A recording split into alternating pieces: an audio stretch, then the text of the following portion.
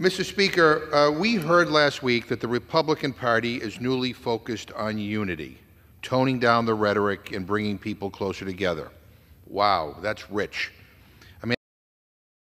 I guess they mean only to unite people under their extreme agenda, because the 4 funding bills we met on last night are part of the same unpopular, divisive, controversial, extreme MAGA agenda that they've been pushing since they came into the majority.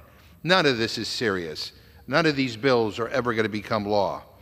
All 4 of the bills are in line with the GOP's Project 2025, their dystopian plan to consolidate power in the presidency and take total control over our country and our lives.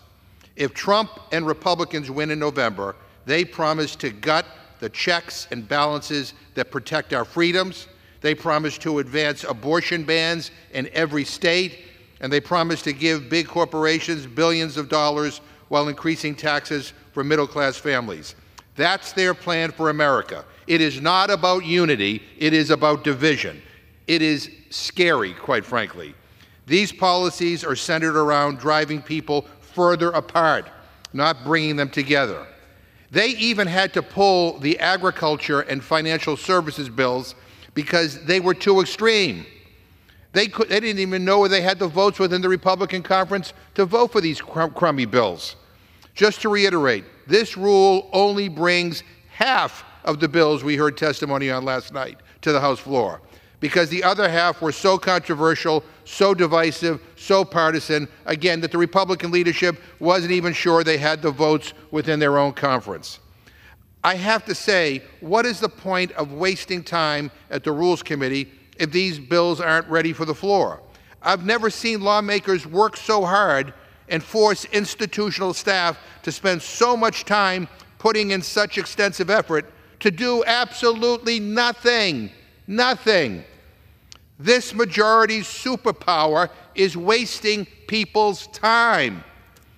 For the 2 bills that are included in this rule, they are just as unserious, and again, they will never, ever become law. An energy and water bill that raises energy costs and is full of more giveaways for big polluters. And an interior and environment bill that's potentially even worse, gutting funding for national parks. National parks!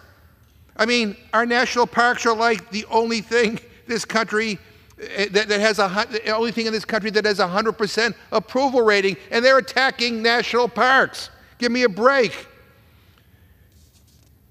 And what they're doing, Mr. Speaker, is they're going after national parks while padding the pockets of big polluters. Follow the money. Follow the money. And more culture war riders, more attacks on LGBTQ people. One of these bills has language to protect Confederate names on things. I mean, that is unifying? Commemorating the traitors of the Civil War? Enough is enough. This is just an awful, awful rule.